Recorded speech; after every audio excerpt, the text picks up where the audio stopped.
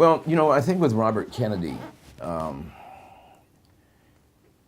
what happened is that I took inspiration from is that as he ran for president and went around the country meeting people and particularly folks living in poverty and dealing with discrimination, that you could see he had a real change of heart, and that he was very much moved by the poverty and the injustice that he saw.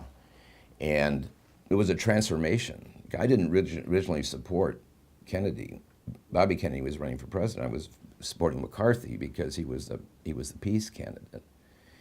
But it was absolutely amazing, I think, what happened with Bobby Kennedy and the way that he turned around and actually became very much committed to issues of poverty and injustice. And so I found that to be very inspiring. And you always have raises a question, of course. You always have these conspiracy things lurking on, because there was a parallel with Donaldo Colosio, who was a pre-determined candidate in Mexico.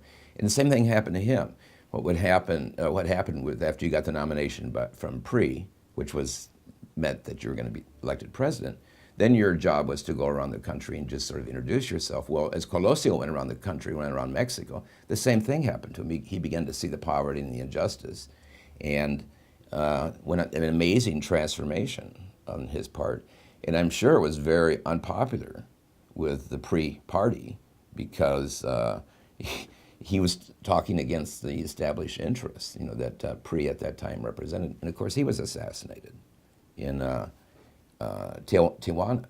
So you always kind of wonder about that sort of stuff, and you don't want to subscribe too much to conspiracy, I think, but when you do see people like Kennedy or Colosio rise up and have, out of power that they already have, and then challenge the power that put them where they are, then you wonder.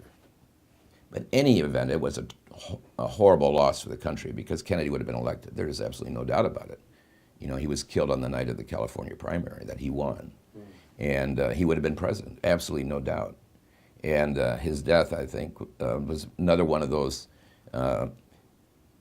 events, like the death of Martin Luther King earlier, that actually in a strange sort of way motivated me more to do what I ended up doing. I think you could also take from that, you get discouraged and despondent and kind of move away from it. But I think in reality, the idea of keeping their legacy alive and the ideas that they articulated in the dream that they have, I think is what motivated a lot of us in that baby boomer generation to keep doing what we have ended up doing.